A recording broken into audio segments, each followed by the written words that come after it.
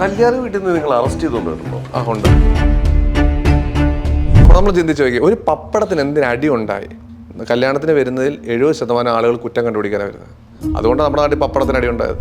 ഉപ്പ് വിളമ്പേണ്ട അടുത്ത് ഉപ്പ് വിളമ്പിയില്ലെങ്കിൽ വഴക്കുണ്ടാക്കുന്ന ആൾക്കാരുണ്ടായിരുന്നു. എനിക്കൊരു പേരുണ്ട്, കല്യാണ വീട്ടിലെ കാര്യസ്ഥൻ. മാതൃഭൂമി പത്രത്തിനകത്ത് ഒരു 4ാമത്തെ കോളത്തിലൊരു വാർത്ത വന്നതാണ്, പെരുന്നയിൽ നിന്നൊരു കാര്യസ്ഥൻ എന്ന് പറഞ്ഞ് അവൻ എഴുതിയൊരു ആ റൈറ്റപ്പാണ്. പിന്നീട് അത് കാര്യസ്ഥനായി. പിന്നെ അപ്പം ഞാൻ ആലോചിച്ചു, നിങ്ങളുടെ വിവാഹ വേദികളിൽ കാര്യസ്ഥനായി മയൂഖം. അപ്പം നമുക്കതൊരു ടൈറ്റിലും കിട്ടി. ഞാൻ പയ്യനെ സ്വീകരിക്കാൻ പോകുന്നു, പെണ്ണിനെ കൊണ്ടുവരുന്നു, വെറ്റ എടുത്ത് കൊടുക്കുന്നു, താലി എടുത്ത് കൊടുക്കുന്നു, എല്ലാം കഴിഞ്ഞ് ഞാൻ സ്റ്റേജിന്റെ മേളിൽ ഈ വെറ്റയുമായിട്ട് കയറി അച്ഛന് പറഞ്ഞു കൊടുക്കാൻ. അപ്പൊ എന്നോട് എന്നിട്ട് പറയാ, നീ കല്യാണം, ഞാനോർത്ത് നീ കൈ പിടിച്ചു കൊടുക്കാൻ പോവാത് എന്ന്. ഒരു ദിവസം ഒരു 5 വെഡ്ഡിങ് കംഫർട്ടായിട്ട് ചെയ്യാനുള്ള കാര്യം നമ്മുടെ കയ്യിലുണ്ട്. ഒരു ദിവസം 5 വെഡ്ഡിങ് കറക്റ്റ് ആയിട്ട് ചെയ്യാനുള്ള കാര്യം. ഞാൻ 8 വെഡ്ഡിങ് ചെയ്തിട്ടുണ്ട് ഒരു ദിവസം. അത് തുടക്കത്തിന്റെ ഓട്ടത്തിനിടയ്ക്ക് പറ്റിപ്പോയതാണ്. നമ്മളെടുക്കുന്ന പ്രഷർ എന്ന് പറഞ്ഞാൽ ഭയങ്കര വലുതാണ്. ചെറിയ സാധനം, തീപ്പെട്ടിക്ക് പോലും ഭയങ്കര പ്രാധാന്യമുള്ള ഒരു മേഖലയിലാണ് നമ്മൾ നിൽക്കുന്നത്. ഈ 10 വർഷമായിട്ട് എനിക്ക് ഡയറി ഇല്ല. ഞാൻ എങ്ങും എഴുതി വെച്ചിട്ടില്ല, എഴുതില്ല. ഇന്നും വെഡ്ഡിങ്, ഓരോ വെഡ്ഡിങ്ങിന് എന്ത് മാലയാണ്, എന്താണ് ഉപയോഗിക്കേണ്ടത്, ഇന്നുമില്ല.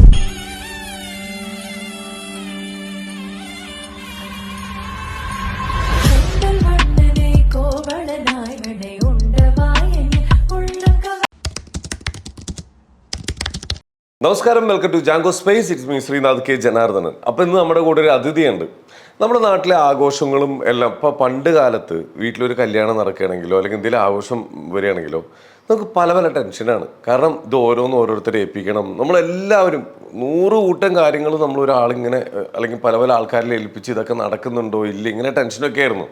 ഇതെല്ലാം മാറിയത് എല്ലാവരും ഒന്ന് ഫ്രീ ആയിട്ട് ആഘോഷങ്ങളിൽ പങ്കെടുക്കാൻ തുടങ്ങി നമ്മുടെ ഇവൻറ്റ് ഗ്രൂപ്പുകൾ വന്നു തുടങ്ങിയപ്പോഴാണ്. അങ്ങനെ പല പല ഇവൻറ്റ്സൊക്കെ വന്നു. ചിലവർ തുടങ്ങി, ചിലവർ പതുക്കിച്ചൊക്കെ നിന്നുപോയി. പക്ഷെ ചിലവർ ഭയങ്കര ആത്മാർത്ഥമായിട്ട് മുമ്പോട്ട് പോയി. അങ്ങനെ ആത്മാർത്ഥമായിട്ട് മുമ്പോട്ട് പോയവരൊക്കെ അവർക്കൊക്കെ ജനങ്ങളുടെ ഇടയിൽ നല്ലൊരു സ്ഥാനം കിട്ടി. അങ്ങനെ ഒരു സ്ഥാനം കിട്ടി, അല്ലെങ്കിൽ എന്താ പറയുക, നമ്മുടെ ഓരോ വീടുകളിലെയും ഓരോ അംഗങ്ങളായിട്ട് മാറിയ, ഓരോ ആഘോഷം കഴിയുമ്പോഴും അങ്ങനെ മാറിയ ഒരു ഇവൻറ്റ് ഗ്രൂപ്പാണ് ഇന്ന് നമ്മുടെ അതിഥിയായിട്ട് ഇവിടെ എത്തിയിട്ടുള്ളത്. വേറെ ഒന്നുമല്ല, ചങ്ങനാശ്ശേരിയിൽ 10 വർഷം കൊണ്ട് 1000-ലധികം വെഡ്ഡിങ്ങുകൾ നടത്തിയിട്ടുള്ള, ഒരുപാട് ഏറ്റെടുത്ത പ്രോഗ്രാമുകളെല്ലാം വളരെ നല്ല ഉത്തരവാദിത്തം ചെയ്ത് നല്ല പേരുകേട്ട ഒരു ഇവൻറ്റ് ഗ്രൂപ്പാണ് മയൂഖ ഇവൻറ്റ്സ്. അതിൻ്റെ ഫൗണ്ടർ, മാനേജിംഗ് ഡയറക്ടർ നമ്മുടെ വിജേഷ് കുമാർ സാറാണ് നമ്മളോടൊപ്പം ചേരുന്നത്. സാർ നമസ്കാരം. നമസ്കാരം. ഒരുപാട് സന്തോഷം കാണാൻ പറ്റിയത്. കാരണം നമുക്ക് ഒരുപാട് ആൾക്കാർ ഇങ്ങനെ മെസ്സേജ് അയക്കുന്നുണ്ട്, ഇവരെ ഒന്ന് നിങ്ങൾ ഇൻ്റർവ്യൂ നോക്കി വന്നപ്പോൾ ഒരാൾ മാത്രമല്ല, ഒരാളൊരു കല്യാണം കഴിഞ്ഞിട്ടുണ്ടെങ്കിൽ ആ കല്യാണത്തിന് വന്ന പലരും നിങ്ങൾ അവിടുന്ന് കൊണ്ടുപോവാണ് കോണ്ടാക്ട്. അപ്പോൾ അത്രയും നല്ല രീതിയിലാണ് നിങ്ങളത് കൊണ്ടുപോകുന്നത്. എന്താണ് ഇതിൻ്റെ പുറകിലെ ആ ഒരു ചേതോ വികാരം? നമ്മളെ അതിൻ്റെ ഏറ്റവും വലിയ കാര്യം എന്ന് വെച്ചാൽ ആ കുടുംബത്തോടൊപ്പം അങ്ങ് പോവുക. നമ്മളാ പോകുന്ന ആളുകൾ ആദ്യം വിചാരിക്കുന്നത് ഞാൻ ആ കുടുംബത്തിലെ ആളാണെന്ന്. അപ്പോൾ അത് തന്നെ ആയിരിക്കാം പെട്ടെന്ന് അവരെ കണക്ട് ചെയ്യാൻ പറ്റുന്നതും. അവർ കുടുംബത്തിൽ, എനിക്ക് തോന്നുന്നത് ഞാനൊരു കുടുംബത്തിൽ 12-13 കല്യാണം നടത്തിയ ഫാമിലി വരെ ഉണ്ട്. അതായത് കണക്റ്റിങ്. അവർ ആദ്യമായിട്ടൊരു ചിലപ്പോൾ അവർ ഏതെങ്കിലും ഒരു വെഡ്ഡിങ്ങിലായിരിക്കും അവരെന്നെ കണ്ടിരിക്കുന്നത്. അങ്ങനെ ആ കുടുംബത്തിൽ ചെല്ലുമ്പം അവർക്കെല്ലാം വിജീഷേട്ടനായി. ഞാൻ ഒരിക്കലും, എനിക്കൊന്ന് മയൂഖത്തെക്കാട്ടും കൂടുതൽ നമ്മളെ പേര് വെച്ച് തന്നെ ഐഡൻറ്റിഫൈ ചെയ്യുന്ന രീതിയിൽ ആ വീടിൻ്റെ ഭാഗമാകുന്നുണ്ട്. അപ്പോൾ അതുകൊണ്ട് തന്നെ എനിക്ക് തോന്നുന്നു 12-13 കല്യാണങ്ങൾ ഒരു കുടുംബത്തിൽ തന്നെ നടത്താൻ പറ്റുമെന്നുള്ള വലിയ ഭാഗ്യമാണ്. കാരണം അത് കണക്ട് ചെയ്ത് വേണോ. അപ്പം ഈ 12 രീതിയിൽ 12 പേർക്ക് 12 എക്സ്പീരിയൻസ് കൊടുക്കാൻ പറ്റുന്നുണ്ട്. അപ്പോൾ അത് തന്നെ വലിയ കാര്യമാണ്. അതായിരിക്കും അതിൻ്റെ ഒരു വലിയ കാര്യം. പിന്നെ ഞാൻ പറഞ്ഞല്ലോ, എന്നെ സംബന്ധിച്ച് ഞാൻ നടത്തുന്ന എല്ലാ വിവാഹങ്ങളും എൻ്റെ വീട്ടിലെ കല്യാണങ്ങളാണ്. ഞാൻ അങ്ങനെ തന്നെ കാണുന്നതുകൊണ്ടാകാം ആ ഒരു എല്ലാവരും അങ്ങനെ തന്നെ നമ്മളെ ഇത് ചെയ്യുന്നത്. എനിക്കൊരു പേരുണ്ട്, കല്യാണ വീട്ടിലെ കാര്യസ്ഥൻ. അതെനിക്ക് തോന്നുന്നത് എന്നാണെന്നറിയോ, ഞാൻ എനിക്കൊന്നൊരു 2 വർഷം തുടങ്ങി 2 വർഷം കഴിയുമ്പോഴത്തേക്ക് ഒരു വിവാഹം നടത്തി, കോട്ടയത്ത് ഒരു വിവാഹം നടത്തി. അപ്പോൾ ഈ വിവാഹത്തിന് അവിടുത്തെ ഒരു പ്രായമുള്ളൊരു അച്ഛനുണ്ട്, ഭയങ്കര ഏജ്ഡ് ആയിട്ടുള്ള ആൾ. അപ്പം പുള്ളി ഒരു കാരണവശാലും ഇവന്റ് ഞാൻ അടുപ്പിക്കത്തില്ല. എന്നുവെച്ചാൽ ഇവന്റ് അത്ര ശക്തമായ സമയമല്ല. ഇവന്റ് എന്ന് പറയുന്ന ഒരു കൺസെപ്റ്റ് ആളുകളിലേക്ക് എത്തുന്നില്ല. അപ്പോൾ അവർ നമ്മുടെ രാഘവന്റെ മോനുണ്ടല്ലോ, അവരെ ഏൽപ്പിക്കാം, സദ്യ ഇന്ന ആളെ ഏൽപ്പിച്ചാൽ പോരെ, എന്തിനാ ഇതെല്ലാം കൂടെ ഒരാളെ ഏൽപ്പിക്കുന്നത് എന്നൊരു ഇതായിട്ടിരിക്കുമായിരുന്നു. അപ്പോൾ ഞാൻ അവിടെ ചെന്നപ്പം ഈ അച്ഛൻ എന്നെ ഭയങ്കരമായിട്ട് ഇറിറ്റേറ്റ് ചെയ്യുക. ഞാൻ പെണ്ണുമായിട്ട് സംസാരിക്കുന്നു, അവരുടെ അച്ഛനോടൊപ്പം പ്രായമുള്ള ആളാകുമ്പോഴത്തേക്കും ആളുടെ സംസാരം വേറെ രീതിയാണ്. ഭയങ്കര പ്രൗഡി ആയിട്ടൊരു വീടാണ്, പഴയൊരു വീടാണ്. അപ്പം പുള്ളി ഇതെല്ലാം ഇങ്ങനെ കേൾക്കുന്നുണ്ട്. അപ്പം ഞാനിതെല്ലാം കേട്ട് ചിരിച്ച് ഞാൻ അപ്പൂപ്പാന്നൊക്കെ വിളിച്ച്, അപ്പം പെൺകുട്ടിയുടെ ഞാൻ അച്ഛാന്നാണ് വിളിക്കുന്നത്, ഈ ബ്രൈഡിൻ്റെ അച്ഛനെ അമ്മ എന്ന് തന്നെ വിളിക്കുന്നത്. അപ്പം അങ്ങനെ വിളിച്ചൊക്കെ സംസാരിച്ചൊക്കെ പറഞ്ഞു, ഇതിവൻ്റെ കച്ചവടം നടത്താനുള്ള പരിപാടി പുള്ളി വളരെ ലൈറ്റായിട്ട് പറഞ്ഞു പോയി. അപ്പോൾ കല്യാണം എല്ലാം കഴിഞ്ഞ് അപ്പോൾ അന്നത്തെ സദ്യയും എല്ലാ സംഭവം ഞാൻ തന്നെ ചെയ്തത്. ഇവർ സെറ്റിലായിരിക്കുന്നത് മറ്റേ ഇവിടെയാണ്, അമേരിക്കയിൽ തന്നെയാണ്. ഈ അച്ഛനും അമ്മയും എല്ലാവരും ഇല്ല, അപ്പൂപ്പനും അമ്മൂമ്മയും മാത്രമേ ഉള്ളൂ ഈ നാട്ടിലുള്ള. അപ്പം പുള്ളി ഭയങ്കര അവിടുത്തെ പേര് കേട്ട ഒരു പ്രമാണ്. അപ്പോൾ കല്യാണം എല്ലാം കഴിഞ്ഞ് ഈ പെണ്ണ് ഭയങ്കര കരച്ചിലൊക്കെ ആയിട്ട് പെണ്ണ് വണ്ടിയിൽ കയറി പോയി. ഇങ്ങോട്ട് ഇറങ്ങി വന്നപ്പോൾ പുള്ളി എന്നോട് ഒന്ന് ചോദിച്ചിട്ട് പറഞ്ഞു, എൻ്റെ വീട്ടിലൊരു പണ്ടൊരു കാര്യസ്ഥൻ ഉണ്ടായിരുന്നു, പുള്ളിയെ പോലെ നീ ഇരിക്കുന്നത്, എനിക്ക് പറയാൻ അറിയാൻ പറ്റത്തില്ല, ഞാൻ നിന്നെ കാര്യസ്ഥാനെ വിളിക്കാമെന്ന് പറഞ്ഞു. ഇത് കേട്ട് പുള്ളിയുടെ ഒരു കൊച്ചുമോൻ മാതൃഭൂമി വർക്ക് ചെയ്യുന്നുണ്ടായിരുന്നു. അവൻ ഒരു പത്രത്തിലൊരു ആഡ് കൊടുത്തു, പെരുന്നയിൽ നിന്നും ഒരു കാര്യസ്ഥൻ. ആ ടൈറ്റിലാണ് പിന്നീട് എല്ലാവരും എന്നെ കാര്യസ്ഥൻ വിളിക്കുന്നത്. ആ മാതൃഭൂമി പത്രത്തിനകത്ത് ഒരു 4ാമത്തെ കോളത്തിലൊരു വാർത്ത വന്നതാണ്, പെരുന്നയിൽ നിന്നൊരു കാര്യസ്ഥൻ എന്ന് പറഞ്ഞ് അവൻ എഴുതിയൊരു ആ റൈറ്റപ്പാണ്. പിന്നീട് അത് കാര്യസ്ഥനായി. പിന്നെ അപ്പം ഞാൻ ആലോചിച്ചു, നിങ്ങളുടെ വിവാഹ വേദികളിൽ കാര്യസ്ഥനായി മയൂഖം. അപ്പം നമുക്കതൊരു ടൈറ്റിലും കിട്ടി. ഈ ഒരു കാര്യമുണ്ട്, ശരിക്കും പറഞ്ഞാൽ കാര്യസ്ഥൻ ഇത് നമ്മളായിട്ട് ഇട്ടതല്ല, ജനങ്ങളായിട്ട് ഇട്ടെന്നൊരു പേരാണ്. അപ്പം അത്രയധികം ആൾക്കാരിലേക്ക് നിങ്ങൾ എത്തിയിട്ടുണ്ട്. ഒരു കാര്യം ചെയ്യാനുള്ളത്, പല ആൾക്കാരുടെ ടെൻഷൻ ഒഴിവാക്കാൻ വേണ്ടിയിട്ടാണ് ഒരു ഇവന്റ് ഗ്രൂപ്പിനെ നമ്മൾ ഏൽപ്പിക്കുന്നത്. അപ്പോൾ ഈ എല്ലാ ടെൻഷനും വരുന്നത് എല്ലാം കൂടി ഒരു പാക്കായിട്ടാണ് ചേട്ടൻ്റെ അടുത്തേക്ക് എത്തുന്നത്. ഈ ടെൻഷൻ വന്ന് ഇപ്പം അത് ശീലമായോ, അല്ലെങ്കിൽ അത് എങ്ങനെ ഹാൻഡിൽ ചെയ്യണം അതൊക്കെ? ഞാൻ എപ്പോഴും പറഞ്ഞ വിവാഹത്തിന് എടുക്കുന്ന ഇൻഷുറൻസ് ആണ് ഇവന്റ്. ഞാൻ അങ്ങനെ കാണുന്ന ഒരാളാണ്. കാരണം അവരെടുക്കുന്ന ഒരു വലിയ ഇൻഷുറൻസ് പോളിസിയാണ് ഒരു ഇവന്റ് മാനേജ്മെന്റ് കമ്പനി. അത് റിസപ്ഷൻ ആണെങ്കിലും വെഡിങ് ആണെങ്കിലും അവർക്കുള്ള ഒരു ഇൻഷുറൻസ് ആണ് ഇവന്റ് എന്ന് പറയുന്നത്. പിന്നെ നമ്മൾ പറയുന്നൊരു നമ്മൾ ചിന്തിക്കാത്ത അപ്പുറം ഒരു ടെൻഷൻ നമ്മൾ എപ്പോഴും എടുക്കുന്നുണ്ട്. എപ്പോഴും നമ്മൾ ഒരാളുടെ സ്വപ്നത്തിന് വേണ്ടിയാണ് പണി ചെയ്യുന്നത്. ഏറ്റവും വലിയ കാര്യം അതാണ്, ഒരാളുടെ ജീവിതത്തിൽ അയാൾക്കുണ്ടാകുന്ന ഒരു സ്വപ്നം. അതായത് ചിലപ്പം ഒരു പെൺകുട്ടി ജനിക്കുമ്പോൾ തൊട്ട് ആ അച്ഛൻ്റെ അമ്മയുടെ മനസ്സിൽ അവളുടെ വിവാഹം ഇങ്ങനെ ആയിരിക്കണം എന്നൊരു കൺസെപ്റ്റിലാണ് വളർന്നു വരുന്നത്. അത് നമ്മുടെ നാട്ടിൽ ഭയങ്കര കൂടുതലാണ്. അപ്പോൾ പുറത്തോട്ട് പോയി കഴിയുമ്പോൾ ചിലപ്പോൾ അത്രയും കാണുന്നത്, കല്യാണ സമയം വരുമ്പോൾ ചിന്തിക്കും. പക്ഷേ നമ്മുടെ നാട്ടിലൊരു പെൺകുട്ടി ജനിച്ചാൽ ഇനി ഇവളെ കെട്ടിച്ചു വിടണം, ആ ഒരു കൺസെപ്റ്റിലാണ്. അപ്പോൾ അത്രയും ആഗ്രഹിച്ച് വരുന്ന ഒരു അച്ഛനമ്മമാർ, പിന്നെ ഇൻസ്റ്റാഗ്രാമും റീൽസും ഒക്കെ കണ്ടുവരുന്ന പെൺകുട്ടികൾ, ഇവരുടെയൊക്കെ മനസ്സിൽ ഒരു 2-2.5 വർഷം കൊണ്ട് അവർ ആലോചിച്ചെടുത്ത ഒരു വെഡ്ഡിങ് ആയിരിക്കും ഒരു 3 മണിക്കൂർ കൊണ്ട് തീരേണ്ടത്. ഇതിന് നമ്മളെടുക്കുന്ന പ്രഷർ എന്ന് പറഞ്ഞാൽ ഭയങ്കര വലുതാണ്. ചെറിയ സാധനം, തീപ്പെട്ടിക്ക് പോലും ഭയങ്കര പ്രാധാന്യമുള്ള ഒരു മേഖലയിലാണ് നമ്മൾ നിൽക്കുന്നത്. നമ്മൾ ചിലപ്പോൾ ഇത് ഇതിങ്ങനെ നമ്മുടെ എല്ലാം ഒഴുകി വരിക. വലിയൊരു കാര്യം, ഞാൻ ഡയറി എഴുതാത്ത ആളാണ്. ഈ 10 വർഷമായിട്ട് എനിക്ക് ഡയറി ഇല്ല. ഞാൻ എങ്ങും എഴുതി വെച്ചിട്ടില്ല.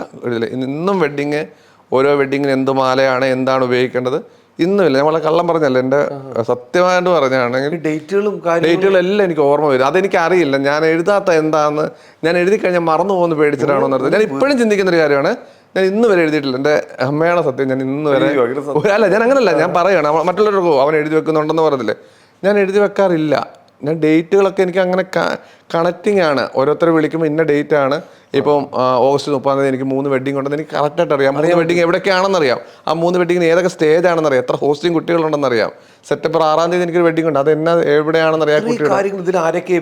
അതൊക്കെ കറക്റ്റായിട്ട് അത് എനിക്കറിയില്ല അതെങ്ങനെയാണെന്ന്. അത് ഞാൻ നോർമലി ചിന്തിക്കുന്ന നമ്മൾ ചിന്തിക്കുന്നറിയോ, ഇത് കറക്റ്റായിട്ട് കണക്ട് ചെയ്ത് വരും കേട്ടോ. നമ്മൾ ഒരു ഈശ്വര സാന്നിധ്യം എന്ന് പറഞ്ഞ സാധനം ഭയങ്കര കേട്ടോ. മുന്നോട്ട് എങ്ങനെയാണെന്ന് അറിയത്തില്ല.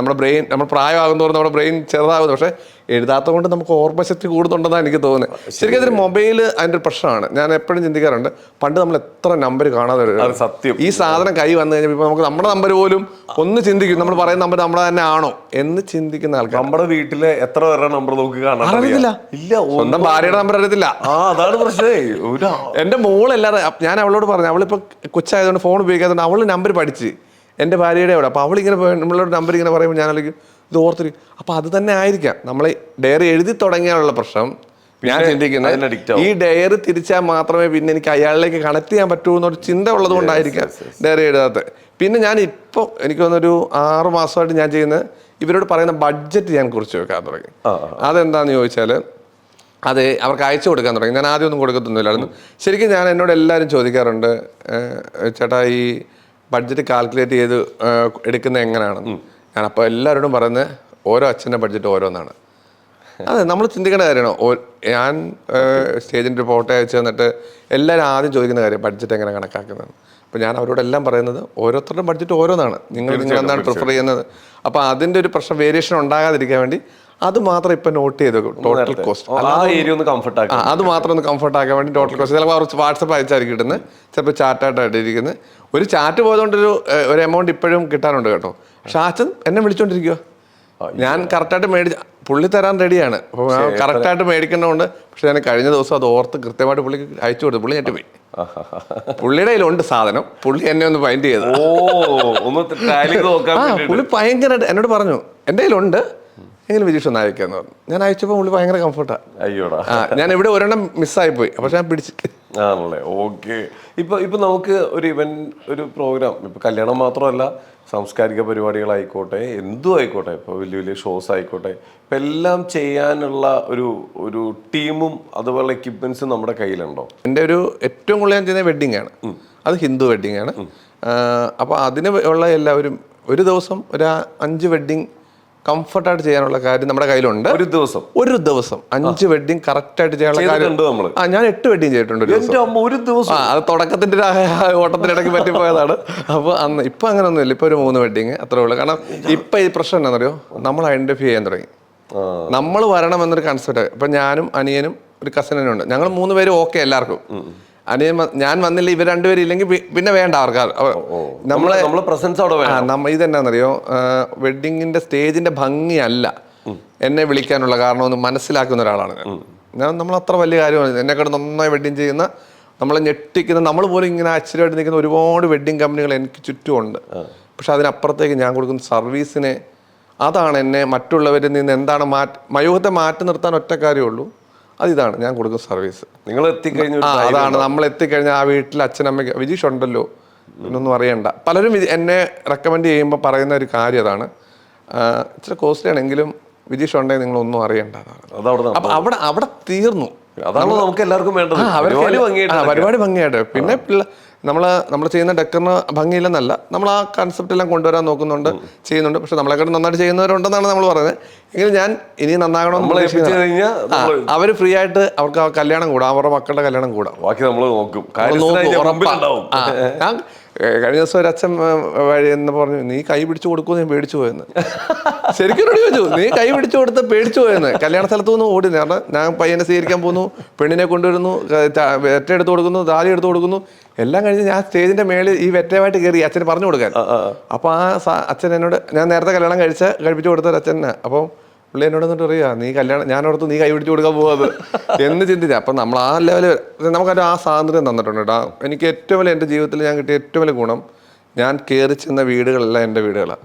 ഇന്നും ഈ നിമിഷവും 10 വർഷം മുന്നേ ഞാൻ തുടങ്ങിയ വീട് തൊട്ട് ഇന്നുള്ള ഏത് വീട്ടിലും ധൈര്യമായി കയറി ചെല്ലാനുള്ള ആ സന്തോഷം. കാരണം അവരുടെ ഫാമിലിയിൽ അവരെപ്പോഴും എന്നെ ഓർക്കും. കേട്ടിട്ടുണ്ട്, അതായത് ഒരു കല്യാണം തീരുമാനിക്കുമ്പോൾ ആദ്യം നിങ്ങളെ വിളിക്കുന്ന ഒരു അവസ്ഥയിലേക്ക് എത്തിയിട്ടുണ്ട് പല വീടുകളും. എനിക്കൊരു വെഡ്ഡിങ്, എനിക്ക് തോന്നുന്നത് ഈ കഴിഞ്ഞ ഏപ്രിൽ ഒരു വെഡ്ഡിങ് ഉണ്ടായിരുന്നു.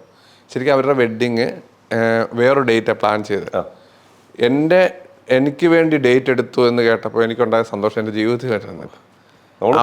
അവരാദ്യം എടുത്ത ഡേറ്റ് ഞാൻ അവൈലബിൾ അല്ല എന്ന് പറഞ്ഞ് ഞാൻ പോയപ്പം ആ പെങ്കൊച്ച് അവരുടെ വീട്ടിൽ സംസാരിച്ച് ഞാൻ ഫ്രീ ഉള്ള ഒരു ദിവസം അവരുടെ മുഹൂർത്തം എടുത്തെന്ന് കേട്ടപ്പം, എന്നിട്ട് പയ്യൻ്റെ വീട്ടുകാർ ചോദിച്ചു എന്തിനാ, അവരുടെ കൺസെപ്റ്റ് ഉണ്ടല്ലോ ചിലർക്കുണ്ട് ഈ ഡേറ്റ് എടുത്തിട്ട് എന്തിനു മാറ്റി എന്നുള്ളത്. അപ്പോൾ പറഞ്ഞു വിജീഷേട്ടൻ ചെയ്യണം എന്നാണ് എൻ്റെ ആഗ്രഹം. ഞാൻ കുറേ നാളായിട്ട് വിജീഷേട്ടനെ ഫോളോ ചെയ്യുന്ന ആളാണ്.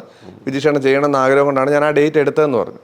അപ്പോൾ ആ ഡേറ്റ് എടുത്തായിട്ട് ആ വെഡ്ഡിങ് കഴിഞ്ഞ് കഴിഞ്ഞപ്പം പയ്യൻ്റെ അമ്മ പറഞ്ഞൊരു വാക്കുണ്ട്, എനിക്കിപ്പം മനസ്സിലായി എന്തിനാ ഡേറ്റ് മാറ്റിയെന്ന്. അവർ ഭയങ്കര ഹാപ്പി ആയിട്ടാണ്. അവർ തിരുവനന്തപുരംകാരായിരുന്നു പയ്യൻ്റെ വീട്ടുകാർ.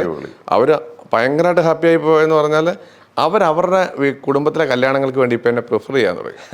ഇപ്പം ഈ മോളെക്കാട്ടും കൂടുതൽ എനിക്ക് കസ്റ്റമറെ കൊടുത്തത് ആ അമ്മ.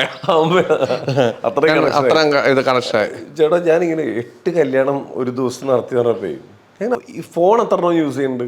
ഒരു സിംഗിൾ ഫോൺ, ഒറ്റ അവിടെ ഇരിക്കുന്നുണ്ട്, ഒറ്റ സിം. എമ്മാതിരി കോളുകളായിരിക്കും ആ ഒരു ദിവസം വന്നത്. ഇല്ല, അവിടെയാണ് ഞാൻ പറഞ്ഞത് എനിക്ക് എൻ്റെ സ്റ്റാഫ് അതൊരു ഭയങ്കര സാധനം കേട്ടോ. നമ്മുടെ ജീവിതത്തിൽ നമുക്ക് ഏറ്റവും വേണ്ട ഒരു കാര്യം, നമ്മുടെ കൂടെ നിൽക്കുന്നവർ. ഒരിക്കലും നമുക്ക് ഒറ്റയ്ക്ക് ഒന്നും നേടാൻ പറ്റില്ല എന്നൊരു കൺസെപ്റ്റ് ഉള്ള ഒരാളാണ് ഞാൻ. തീർച്ചയായും. കാരണം നമ്മുടെ പുറകെ നിൽക്കുന്ന ടീം എത്രമാത്രം നന്നാവുന്നു അത്രയും നമ്മൾ നന്നാകത്തുള്ളൂ എന്ന് ആ ഭയങ്കര ബോധ്യമുള്ള ഒരാളാണ്. അത് തന്നെയാണ് എൻ്റെ ഏറ്റവും വലിയ കാര്യം. എൻ്റെ സ്റ്റേജിൽ നിൽക്കുന്ന കുട്ടികളാണെങ്കിലും, എനിക്ക് വേണ്ടി ഹോസ്റ്റ് ചെയ്യാൻ വരുന്ന കുട്ടികളാണെങ്കിലും, എനിക്ക് വേണ്ടി പ്രോഗ്രാം ചെയ്യുന്നവരാണെങ്കിലും, നോർമലി എല്ലാം. പിന്നെ ഞാൻ ഏത് കസ്റ്റമറോടും ഈ നിമിഷം വരെ എല്ലാ കസ്റ്റമറോടും ഞാൻ കാണിച്ചിരിക്കുന്ന ഒരു കാര്യം, ഞാൻ വരില്ലെങ്കിൽ വരില്ല എന്ന് തന്നെ പറയും. അവിടെ ആരാണോ ഉള്ളത് ആ ആൾ കൃത്യമായിട്ട് ഇന്നതൊക്കെയാണ് ചെയ്യേണ്ടത്, ഇതെല്ലാം കൃത്യമായിട്ട് ചെയ്യും. ഒരിക്കൽ പോലും ആ വീട്ടുകാർ വിളിച്ചിട്ട് അയ്യോ വിജീഷ് ഇല്ലാഞ്ഞത് കൊണ്ട് എന്ന് പറയാം. പിന്നെ നമ്മളോട് പറയുന്ന സ്നേഹം കൊണ്ട് പറഞ്ഞിട്ടുണ്ട്, വിജീഷും കൂടെ ഉണ്ടായിരുന്നു നമ്മൾ ഇച്ചിരി ഹാപ്പി ആയേനെ എന്ന് പറയുന്ന ആളുകളുണ്ട്. അപ്പോൾ നമ്മൾ അവരോട് നേരത്തെ പറഞ്ഞിട്ടുകൊണ്ട് പ്രശ്നങ്ങളൊന്നുമില്ല. കുറേ നാളെൻ്റെ കൈ ഒന്ന് ഫ്രാക്ചറായിട്ട് ഇതിട്ടായിരുന്നു. പിന്നെ കല്യാണങ്ങൾക്കൊന്നും പോകുന്നില്ലായിരുന്നു. അപ്പം ഒരമ്മ എന്നെ നിർബന്ധിച്ചൊരു കല്യാണത്തിന്. അപ്പം ഞാൻ എനിക്ക് അവിടെ പോയി നിന്നിട്ട് നമുക്കിങ്ങനെ ത്വരയാണല്ലോ നമ്മുടെ ഉള്ളിൽ ഇങ്ങനെ ഈ സമയമാകുമ്പോഴത്തേക്ക് ഇതെല്ലാം ഊരിയിട്ടിട്ട് ഞാൻ ഇതെല്ലാം ചെയ്തെല്ലാം പോയി കഴിഞ്ഞാൽ മാമ എന്നോട് പറഞ്ഞു, കുഞ്ഞ് ഞാൻ നിന്നോട് അവിടെ വരെ വന്ന് ഇരിക്കാനാണ് പറഞ്ഞതെന്ന് പറഞ്ഞു. അപ്പോൾ ഞാൻ പറഞ്ഞു അതല്ല അമ്മേ, നമുക്കത് ചെയ്തില്ലെങ്കിൽ ഞാൻ അവിടെ വന്നിരിക്കുന്നത് വെറുതെ ആയി പോകുമെന്ന് തോന്നിയതുകൊണ്ടാണെന്ന്. അപ്പോൾ ഈ 8 കല്യാണത്തിന് എനിക്ക് ഏറ്റവും വലിയ ഗുണം അവിടെ ഇരിക്കുന്നവരാ കേട്ടോ. അവിടെ ഒരാൾ പോയി തീർച്ചയായിട്ടും ചിരിച്ച മുഖമുള്ള ആളുകളുണ്ടെങ്കിലും നമുക്ക് നന്നായിട്ട് ചെയ്യാൻ പറ്റത്തുള്ളൂ. ചിരിക്ക് ഭയങ്കര പ്രാധാന്യം. ആ വരുന്ന കുട്ടികളാണ്. അപ്പോൾ എല്ലാവരും പറയുമല്ലോ ആ ചിരി അത് ഭയങ്കരമാണ്. തീർച്ചയായും 10 വർഷം കൊണ്ട് ചേട്ടൻ നല്ലൊരു സാമ്രാജ്യം ഉണ്ടാക്കി വെച്ചിട്ടുണ്ട്. കുറേ ഒരുപാട് നല്ല സ്റ്റാഫ് നല്ല എനിക്ക് തോന്നുന്നു നിങ്ങളൊരു ഫാമിലിയാണ് എല്ലാവരും, കുടുംബമാണ് എപ്പോഴും. അനിയത്തിമാരാ കൂടുതലും. പിന്നെ നമുക്ക് ഇപ്പൊ ഏറ്റവും കൂടുതൽ ഒരു കല്യാണത്തിന് എല്ലാവരും പ്രതീക്ഷിക്കുന്നതും ഒരു ഗസ്റ്റ് ഹാപ്പി ആയിട്ട് പോകുന്നത് ഭക്ഷണം കഴിക്കുമ്പോഴാണ്. എന്തൊക്കെ പറയാലും ഭക്ഷണം കഴിച്ചാൽ നല്ല ഭക്ഷണമാണെങ്കിൽ എല്ലാവരും ചിരിച്ച മുഖത്തോടുകൂടി അവർക്ക് ഹാപ്പി ആയിട്ട് പോവുക. അപ്പോൾ ഈ ഭക്ഷണം എപ്പോഴും വളരെ പ്രാധാന്യമുള്ളതാണ്. അപ്പോൾ അതും ഏറ്റവും ടെൻഷനുള്ള ഒരു കാര്യമാണ്. കാരണം ഒരു കാര്യം മാത്രമല്ല, സദ്യ ആണെങ്കിൽ പല കറികളും എല്ലാം നന്നാവണം. അപ്പോൾ ഇതിനൊക്കെ ഒരു മേൽനോട്ടം ചേട്ടൻ്റെതായിട്ടുള്ള രീതിയിൽ എങ്ങനെയാണ് നമ്മളെടുക്കുന്ന ആളുകൾ? നമ്മളിപ്പോൾ സദ്യ ചെയ്യാൻ പോകുമ്പം നമ്മൾ ഇപ്പം ആ ലൊക്കേഷൻ വെച്ചിട്ടായിരിക്കും നമ്മൾ ആ സദ്യ ആര് ചെയ്യണമെന്ന് പ്രിഫർ ചെയ്യുന്നത്. ഞാൻ എപ്പോഴും പറയുന്നത് സദ്യ ഇരുന്ന് കഴിക്കുന്ന സ്പേസ് ആണ്. 1000 പേരുള്ളൊരു കല്യാണം ആണ് നടക്കുന്നതെങ്കിൽ ഒരു 300 പേരെങ്കിലും ഇരിക്കുന്ന ഒരു ഡൈനിങ് ഏരിയ ഉണ്ടെങ്കിലേ ഭംഗിയാകത്തുള്ളൂ. തീർച്ചയായിട്ടും ഭക്ഷണം നന്നായി ഉണ്ടാക്കി വെച്ചാൽ പോരാ, അത് കൃത്യമായി വിളമ്പണം, കൃത്യമായി കിട്ടണം. അതെ, ചോറ് വന്നു പുറകെ പരിപ്പ് വന്നു, അതിന് പുറകെ കൃത്യസമയത്ത് സാമ്പാർ വന്നില്ലെങ്കിൽ സാമ്പാറിൽ നിന്ന് വിളിച്ചാൽ അവർ വിളിച്ചിട്ടാണല്ലോ വന്നത് എന്ന് ചോദ്യം. പിന്നെ നമ്മുടെ കല്യാണത്തിന് പ്രത്യേകത പറയട്ടെ, കല്യാണത്തിന് വരുന്നതിൽ 70% ആളുകൾ കുറ്റം കണ്ടുപിടിക്കാനാണ് വരുന്നത്. അതുകൊണ്ട് നമ്മുടെ നാട്ടിൽ പപ്പടത്തിന് അടി ഉണ്ടായത്. അല്ല, നമ്മുടെ നാട്ടിൽ പപ്പടം നമ്മൾ ചിന്തിച്ച് നോക്കി, ഒരു പപ്പടത്തിന് എന്തിന് അടി ഉണ്ടായി? ഇവിടെ പല ആൾക്കാരും കറികളുടെ ഇപ്പോഴെനിക്ക് ആ ഒരു ഇച്ചിരി ചേഞ്ചസ് ഉണ്ട്. പണ്ട് ഞാൻ ആദ്യ കാലഘട്ടത്തിൽ ഞാൻ വിളമ്പാൻ പോകുന്ന സംവിധാനം ഉണ്ടായിരുന്നു. ഈ ഉപ്പ് വിളമ്പേണ്ട അടുത്ത് ഉപ്പ് വിളമ്പിയില്ലെങ്കിൽ വഴക്കുണ്ടാക്കുന്ന ആൾക്കാരുണ്ടായിരുന്നു. ഉപ്പ് ഇവിടെ വിളമ്പണം, അച്ചാർ ഇവിടെ വിളമ്പണം, അവിയൽ ഇവിടെ ആയിരിക്കണം, കൂട്ടുകറി ഈ ഇലകളുടെ ഓരോ പൊസിഷനും ഉണ്ട്. അവിടെ തന്നെ കൃത്യമായിട്ട് വരണമെന്ന് പറയുന്ന ആളുകളുണ്ടായിരുന്നു. അതിനെന്തെങ്കിലും ശാസ്ത്രമുണ്ടോ? ഉണ്ടാകാമായിരിക്കാം, എടുക്കാനുള്ള എളുപ്പമായിരിക്കാം. ഇതൊന്നും ഞാൻ പറയട്ടെ, ഞാൻ എപ്പോഴും ചിന്തിക്കുന്ന ഒരു കാര്യമാണ്, എന്തുകൊണ്ട് പണ്ട് നാരങ്ങയും ചെണ്ടും കൊടുത്തു? ചിന്തിച്ചിട്ടുണ്ടോ? കല്യാണത്തിന് പ്രാധാന്യപ്പെട്ട സാധനമാണ് നാരങ്ങയും ചെണ്ടും. ആരെങ്കിലും ചിന്തിക്കുന്ന കാര്യമാണ്, എന്തിനാണ് ഈ സാധനം? നമ്മൾ പലതരത്തും എന്താണെന്നറിയോ? ഇപ്പം നമ്മൾ സ്വന്തം വണ്ടികളിലാണ് പോകുന്നത്. കുറേ കാലങ്ങൾക്ക് മുന്നേ നമ്മൾ കല്യാണത്തിന് ദൂരെ ബസ്സിലൊക്കെയാണ് പോകുന്നത്. അപ്പം നമ്മൾ ഈ സദ്യയൊക്കെ കഴിച്ച് വയറൊക്കെ നിറഞ്ഞ് നമ്മൾ ഒരു ബസ്സിനകത്ത് കുടുങ്ങി പോകുമ്പോൾ നമുക്ക് വൊമിറ്റിംഗ് ടെൻഡൻസി ഉണ്ടാവും. ആ ടെൻഡൻസി മാറാനാണ് ഈ നാരങ്ങ. അത് മണത്ത് കഴിഞ്ഞാൽ മാറും. പണ്ടുള്ളവർ അതിനാണ് മേടിച്ചത്. ഈ ചെണ്ട എന്തിനാന്ന് ചോദിച്ചാൽ സദ്യയുടെ ആ മണം മാറി ഒരു പെർഫ്യൂം സ്മെല്ല് കയ്യിലുണ്ടാകാൻ വേണ്ടിയാണ് ഈ ചെണ്ട.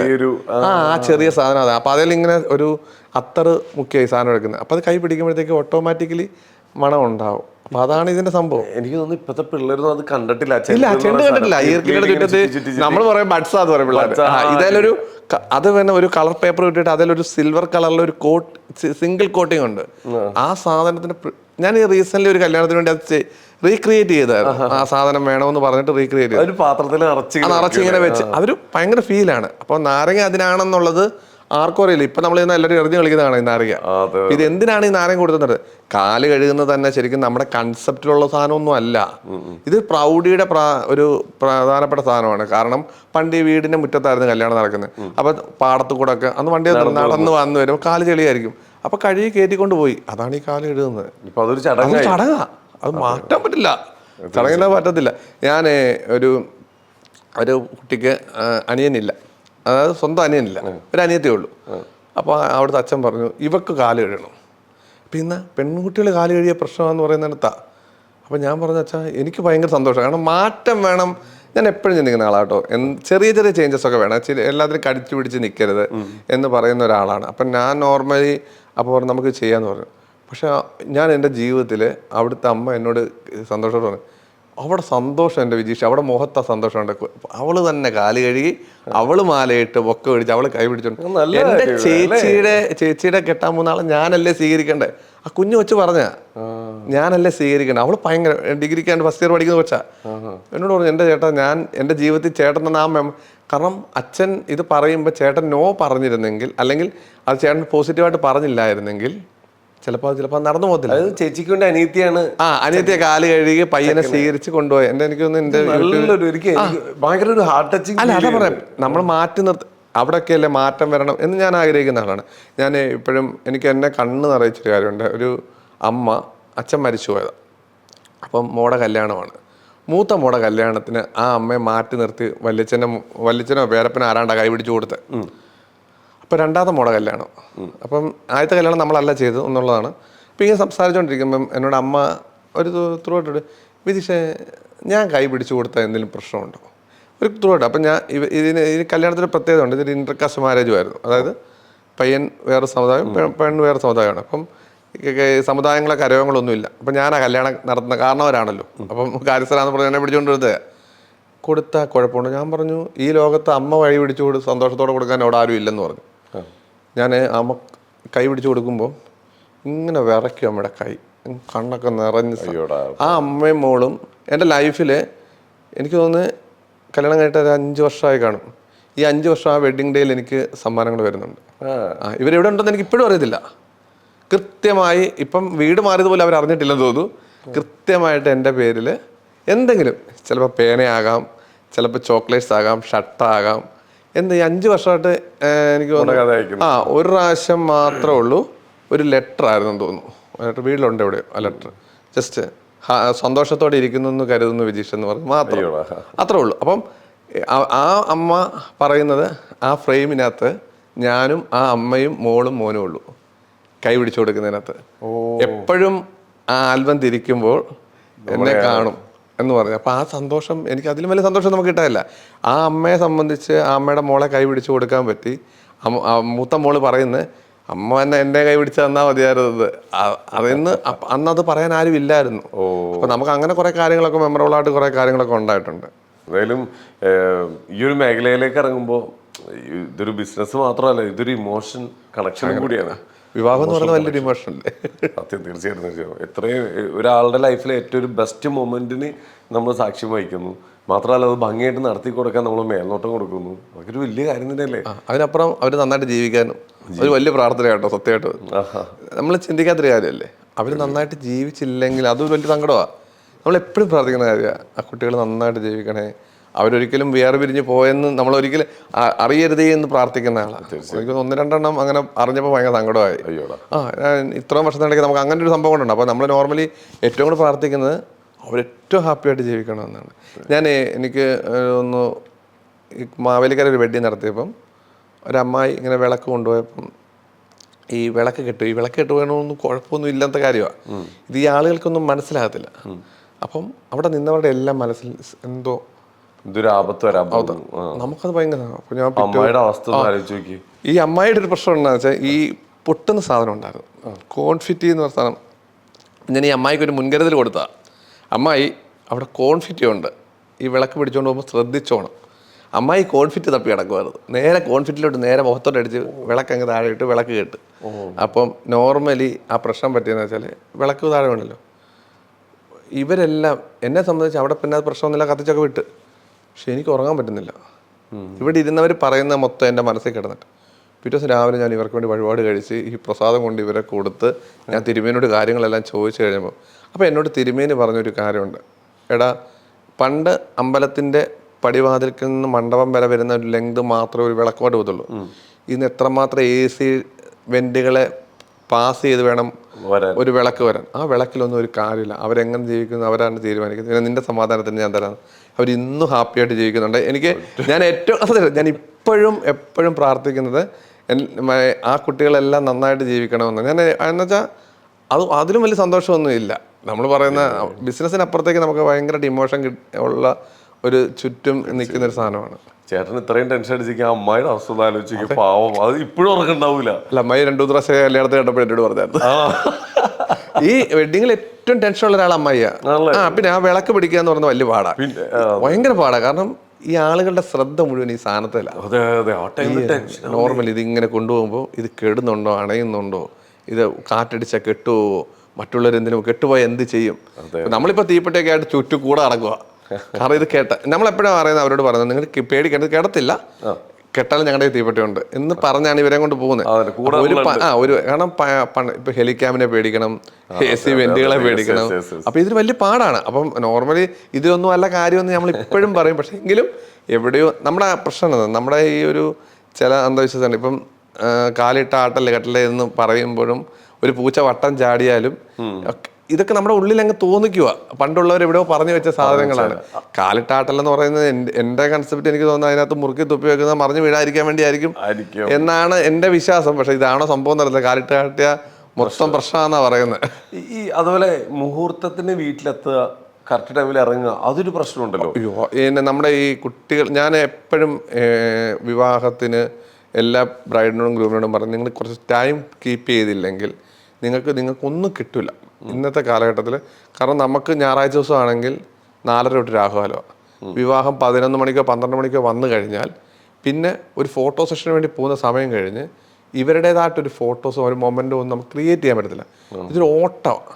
പിന്നെ ഞങ്ങൾ ഏറ്റവും കൂടുതൽ ബുദ്ധിമുട്ടിക്കുന്നൊരു കാര്യം, 2 വർഷം ഒരു വിവാഹത്തിന് വേണ്ടി ആലോചിച്ച് നമ്മൾ ആ മൊമെൻറ്റ്സിലോട്ട് നമ്മളെല്ലാം ഡെക്കറെല്ലാം സെറ്റാക്കി എല്ലാ മോഹിനിയാട്ടവും കഥകളിയും പഞ്ചവാദ്യവും നമ്മളെ കൊണ്ട് ചെയ്യാൻ പറ്റുന്ന ആ എല്ലാം ചെയ്തൊരു ക്രിയേറ്റീവായിട്ട് ഈ സാധനത്തെ കൊണ്ടുവരുമ്പം ഇടയിലേക്കൊരു അമ്മാവനും അപ്പച്ചനും ചുറ്റപ്പനും പേരപ്പനും ഒക്കെ ചാടി വീഴും. ഏജിലായിട്ടുള്ള ഇവരിതിനെ മൊത്തം ഈ മൊമെന്റ് പെട്ടെന്ന് നമ്മളിതിനെ നമ്മളൊരു സിനിമ കാണുന്ന പോലെ കാണണമെന്നാണ് ഞാൻ പറയുന്നത്. ഒരു വിവാഹം അതൊരു ഭയങ്കര ഒരു ബഹളയില്ല, കറക്റ്റ് ഒരു കഥ പോലെ പയ്യനെ കൊണ്ടുവന്നു, പെണ്ണിനെ കൊണ്ടുവന്നു, ആളുകളെല്ലാം അതിങ്ങനെ നോക്കിയിരിക്കണം. അതിനിടയ്ക്ക് ഇങ്ങനെ കുറേ പേര് ആ നാട്ടിലെ പ്രമാണിയാന്ന് പറയുന്ന കുറേ ആളുകൾ ഇതിനകത്ത് ഇൻവോൾവ് ആവും. ആ പ്രശ്നങ്ങൾ ഉണ്ടാകുമ്പോഴാണ് നമ്മൾ ഈ പ്രതീക്ഷിച്ച സാധനങ്ങളെല്ലാം പോകും. പിന്നെ ഇവിടെ ഒരു ഓട്ടപ്പാച്ചില. അപ്പോൾ പിന്നെ ഈ ചില നായർ വിവാഹങ്ങൾക്ക് 3 സാരിയുണ്ട്. ഈ സെക്കൻഡ് സാരി മാറി ചോറുണ്ട്, വീണ്ടും മറ്റേ സാരി മാറി പെണ്ണിനെ കറക്റ്റ് സമയത്ത് ഇറക്കി വിടുക എന്ന് പറയുന്നത് ഭയങ്കര റിസ്ക്കാണ്. ഈ റിസ്ക് നമ്മൾ ഇതിനകത്ത് പ്രശ്നം എന്താണെന്നറിയോ, അപ്പം നമ്മളെ ഈ പ്രശ്നക്കാർ മൊത്തം ഇവർ പോയില്ലെങ്കിൽ നമ്മുടെ പ്രശ്നമാണെന്ന് കാണുന്ന ആൾക്കാരാ. അവിടെ നമ്മൾ കറക്റ്റ് സമയത്ത് ഇറക്കി വിട്ടേ പറയാണ്ട് ഇവന്റുകാരൻ കാരണമാണ് അത് വൈകി, അല്ല ഫോട്ടോഗ്രാഫർ കാരണമായി. ഏറ്റവും കൂടുതൽ തെറിയേക്കുന്ന ആൾക്കാരാണ് തെറി. സത്യം പറയാം, ഇതിനകത്ത് എന്താ സംഭവം എന്നറിയാം, ഇവർ ഈ സമയം പാലിച്ചാൽ ഇവിടെ ഈ ഫോട്ടോ സെഷനോ അല്ലെങ്കിൽ ഇതിനൊന്നും ഞാൻ പറയുന്നത് ഇതൊരു ടീം വർക്കാണ്. മേക്കപ്പ് ആണേലും ഫോട്ടോഗ്രാഫി ആണേലും ഡെക്കർ ചെയ്യുന്ന ആളുകളാണേലും ഇപ്പോൾ കല്യാണം നടത്താൻ വരുന്നവർ പോലും അവർ ഒന്ന് കമ്മ്യൂണിക്കേറ്റ് ചെയ്താൽ തീരാവുന്ന കേസിട്ടേ ഉള്ളൂ ഇതല്ല. പക്ഷേ ഇവിടെയുള്ള പ്രശ്നം എന്താണെന്ന് വെച്ചാൽ ഇതൊന്ന് കൃത്യമായി പ്രോപ്പർ കമ്മ്യൂണിക്കേഷൻ നടക്കുന്നില്ല. ഇപ്പം മേക്കപ്പ് ചെയ്ത് നമ്മളൊരു പ്ലാൻ ചെയ്ത് ചെറുക്കനോടും പെണ്ണോടൊക്കെ പറഞ്ഞാൽ പോലും ആദ്യത്തെ സ്പോട്ടിൽ മേക്കപ്പിന് ചിലപ്പോൾ ഈ കുട്ടി എണീറ്റ് ചെല്ലുന്ന സമയം, മേക്കപ്പ് ആർട്ടിസ്റ്റ് 4 മണിക്ക് വരാൻ പറഞ്ഞാൽ പെൺകുട്ടി ചിലപ്പോൾ ചെല്ലുന്ന 5 മണിക്കായിരിക്കും. 1 മണിക്കൂർ പോയി ഒരുങ്ങി 8 മണിക്ക് ചെല്ലണമെന്ന് പറയുന്നിടത്ത് 9 മണിയാവും. പിന്നെ ദക്ഷിണയും ഇതെല്ലാം കഴിഞ്ഞ് ഈ പിള്ളേരുടെ ഫോട്ടോസ് കാണത്തില്ല. ഓടിപ്പിടിച്ച് കറക്റ്റ് മുഹൂർത്തത്തിൽ താലിയിട്ട് നടക്കും. പക്ഷെ അതിന് മുന്നേ കിട്ടുന്ന പടവും കിട്ടിയാൽ മാത്രമേ ഇവർക്ക് എന്തെങ്കിലും ചെയ്യാൻ പറ്റത്തുള്ളൂ. അപ്പോൾ അവസാനം തെറി കേൾക്കുന്നത് ആ പാപ്പയുടെ ഫോട്ടോഗ്രാഫർ. ഞാൻ ഏറ്റവും കൂടുതൽ തെറി കേൾക്കുന്ന ഫോട്ടോഗ്രാഫേഴ്സിനെ കണ്ടേക്കുന്നത്. ഇതൊക്കെ അവസ്ഥകളല്ല, അതാണ് വലിയ പാടാണ്.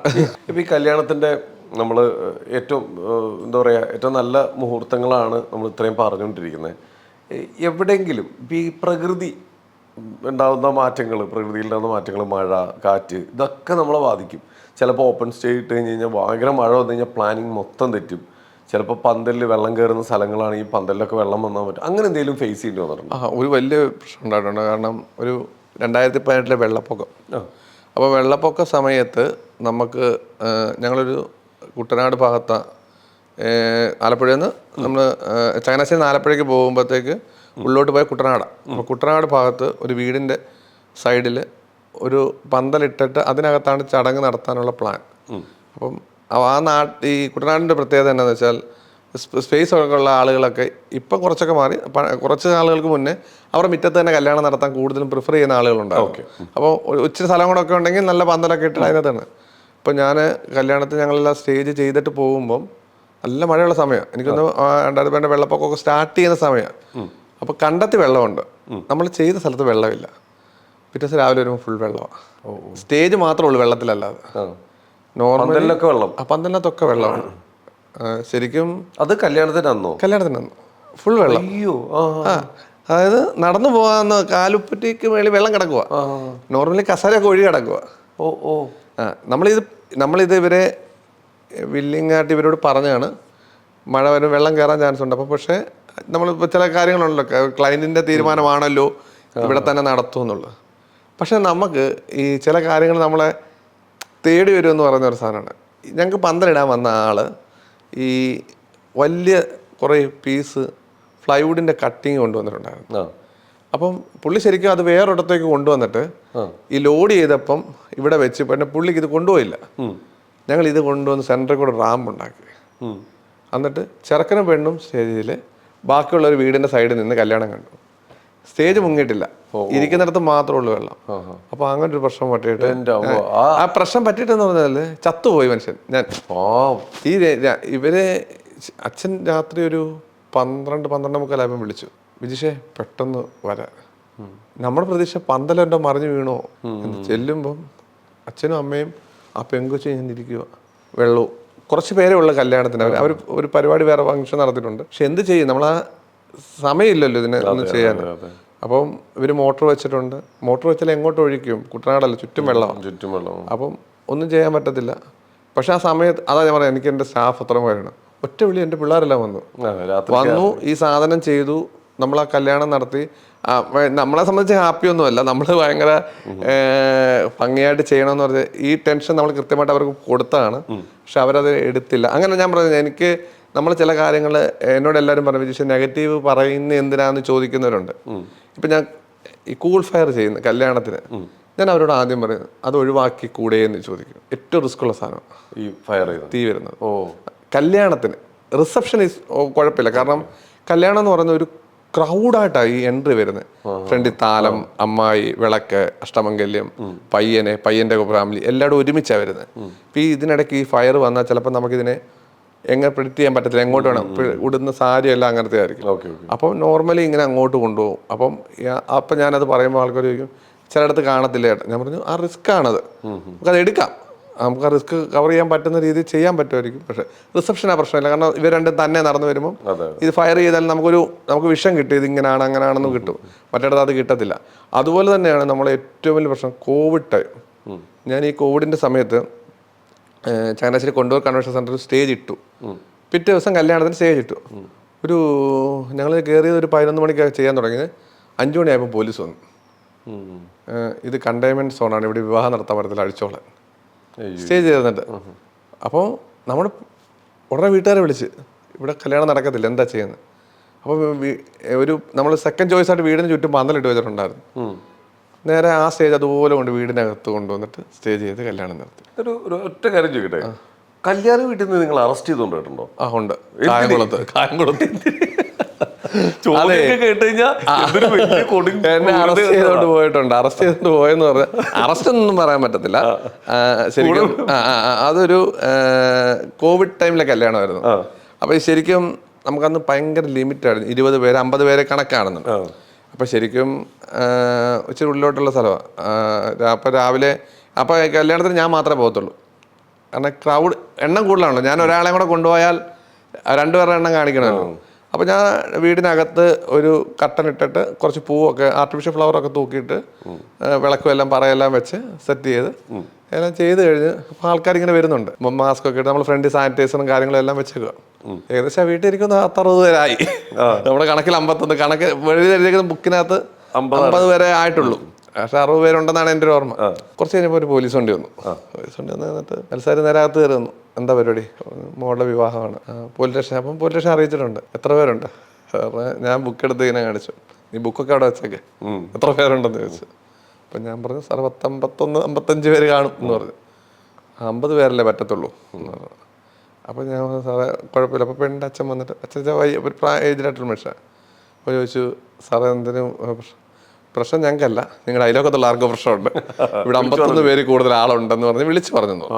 അപ്പം ആരെല്ലാം എൻ്റെ കൂടെ വരണമെന്ന് പറഞ്ഞു പോലീസ് സ്റ്റേഷനായിട്ട്. അപ്പോൾ ഞാൻ പറഞ്ഞു സാറേ ഞാൻ വരാം, ബാക്കി എല്ലാവരും അവർ ആവശ്യമുള്ള ആൾക്കാർ, ഞാനേ ഉള്ളൂ പുറത്തുനിന്ന് വന്ന ഒരാൾ. ശരിയെന്ന് പറഞ്ഞു. അവിടെ വന്നിരിക്കാൻ പറഞ്ഞു.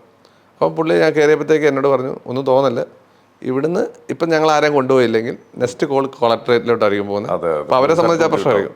എന്നിട്ട് രാവിലെ എനിക്ക് ചായ മേടിച്ച് തന്നു, ഉച്ചയ്ക്ക് ബിരിയാണിയോ ഏതാണ്ട് സാധനം മേടിച്ച് തന്നു. എന്നിട്ട് എന്നോട് സദ്യ മുടങ്ങി പോയില്ല, പോലീസ് സ്റ്റേഷൻ കൊണ്ട്. വൈകുന്നേരം ഒരു 3:30-4 മണിയൊക്കെ ആകുമ്പോൾ പെണ്ണെ വിട്ട് കഴിഞ്ഞപ്പം അച്ഛനും അമ്മാനോടെ വന്ന് എന്നെ ഇറക്കി. അങ്ങനെ എന്നെ അറസ്റ്റ് ചെയ്തു, വിവാഹം കാരണം അറസ്റ്റ് ചെയ്തു. ആ സമയത്ത് തന്നെ ഒരു വേറൊരു വലിയ ന്യൂസ് ഉണ്ടാവും. അന്ന് പത്രങ്ങളിലൊക്കെ ഭയങ്കര വാർത്തയായിരുന്നു. ഒരു പയ്യൻ വരാതെ പയ്യന്റെ അനിയത്തി വന്ന് കല്യാണം കഴിച്ച ഒരു കല്യാണം നടന്നത്. അത് ഞാൻ നടത്തി. ആ കല്യാണം നമ്മളായിരുന്നു. ഞാൻ ഇപ്പോഴും അതൊരു വീടിനകത്ത് തന്നെ ആയിരുന്നു.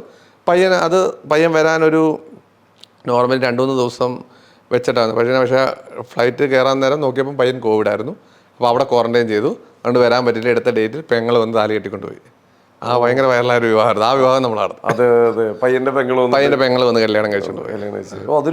അത് ഭയങ്കര കല്യാണമായിരുന്നു. കോവിഡ് ഭയങ്കര, ഞാൻ പറഞ്ഞില്ലേ, മറ്റുള്ളവരെ സംബന്ധിച്ച് കോവിഡ് ഭയങ്കര ഇഷ്യൂസ് ആയിരുന്നെങ്കിൽ എന്നെ സംബന്ധിച്ച് ഞാൻ കോവിഡിൽ ഇഷ്ടം പോലെ വെഡിങ് ചെയ്ത ആളാണ്.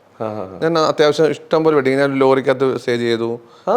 വീടിന്റെ മുറ്റത്ത് ലോറിയുടെ, അതായത് ഓപ്പൺ ലോറി തുറന്ന് സൈഡിലിട്ടിട്ട് അതിനകത്ത് ഡെക്കർ ചെയ്തിട്ട്, അത് വീട് സ്ഥലമില്ല, ഇപ്പം ചേർത്ത് ഇട്ടിട്ട് അവർ തന്നെ ലോറിയായിരുന്നു. അപ്പോൾ അതിന് സൈഡിൽ സ്റ്റേ ചെയ്ത് അതേ മണ്ഡപം ചെയ്തിട്ട് താഴെ ആൾക്കാർക്ക് തിണ്ണയിലിരുന്ന് കല്യാണം കാണാവുന്ന രീതിയിൽ കല്യാണം കണ്ടു. അപ്പോൾ നോർമലി അതിന് ഒരു നമ്മൾ പോയിട്ട് അങ്ങനെ ഇഷ്യൂസ് എങ്ങും കോവിഡ് ഇതായിട്ടില്ല കേട്ടോ.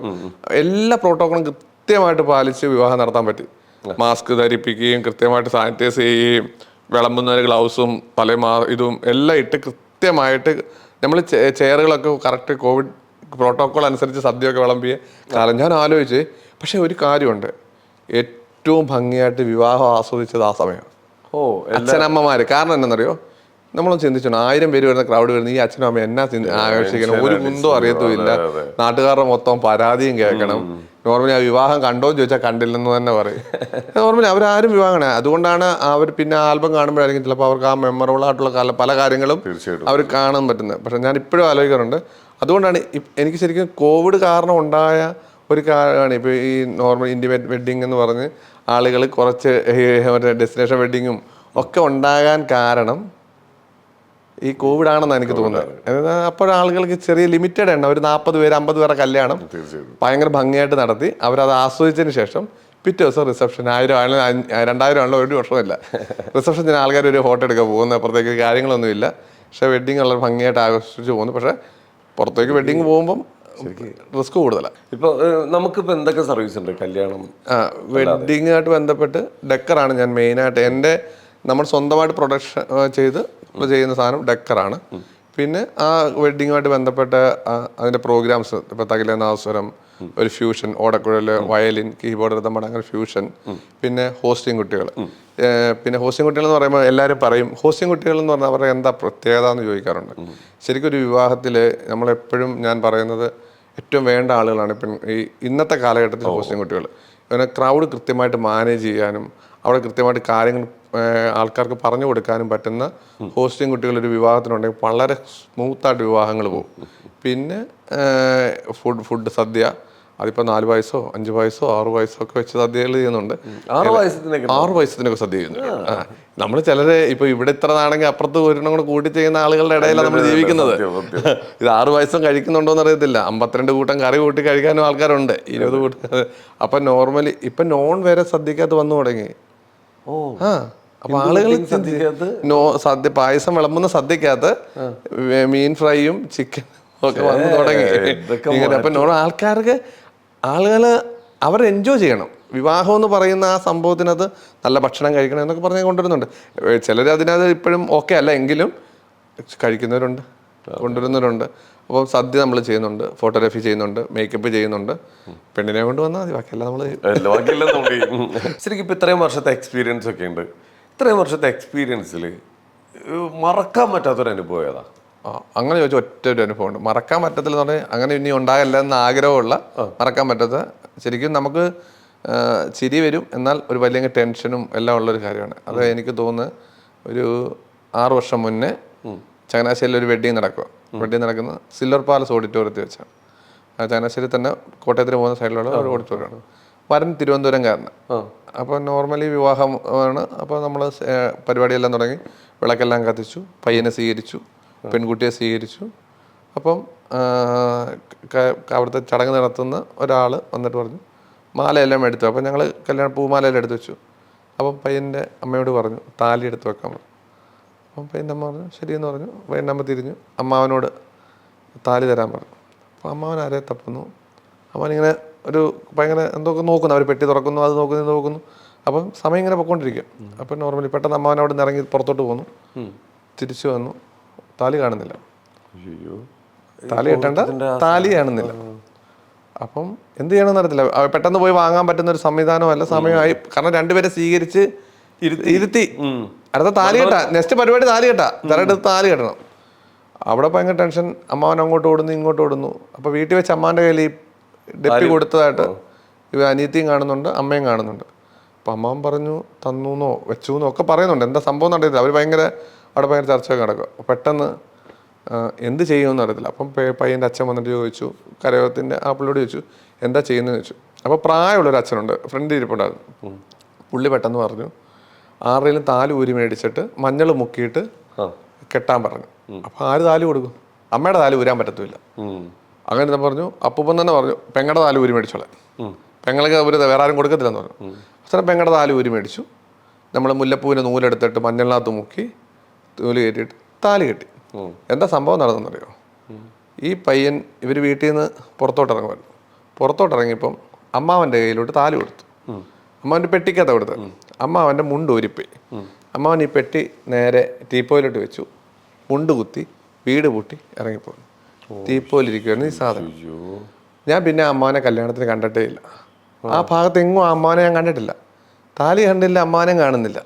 അമ്മാവനവിടെ ഫോട്ടോ സെഷനിലില്ല, ഒന്നിനും ഇല്ല. അമ്മായിയും വന്നില്ല, ഒന്നുമില്ല.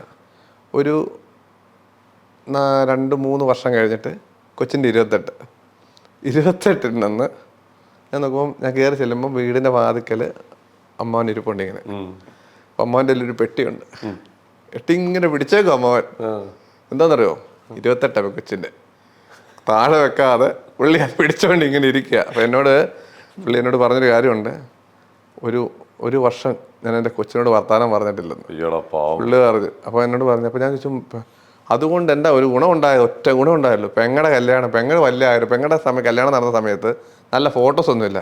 പെങ്ങളെ കൊണ്ടുപോയി ഗുരുവായൂർ വെച്ച് അവർ വീണ്ടും താലി കെട്ടി ആ മാലയൊക്കെ എടുത്ത് ഫോട്ടോ സെഷനൊക്കെ നടത്തി. പെങ്ങൾ പറഞ്ഞു എനിക്ക് കിട്ടിയ ലോട്ടറി അതാണ്, നോർമലി ഇതാണ്. അപ്പം അമ്മാവൻ ഈ സാധനം അമ്മാവൻ്റെ തന്നെ ഈ പയ്യൻ കൊടുത്തു എന്നുള്ളതാണ്. ഇത് അമ്മാവൻ പിടിച്ചോടും. ഞാൻ നോക്കുമ്പോൾ വീടിന്റെ വാതിക്കൽ അമ്മാവൻ ഈ സാധനം പിടിച്ചോണ്ട് ഇങ്ങനെ ഇരിക്കുക. അപ്പം മറന്നു പോകുന്നില്ല. ഇപ്പം ഞാൻ എല്ലാ വീടുകളിലും പോകുമ്പം അന്ന് തൊട്ടുള്ളൊരു എൻ്റെ ഒരു അപ്പം നമ്മൾ പറയും ചില കാര്യങ്ങൾ നമ്മളെ പഠിപ്പിക്കുന്നത്.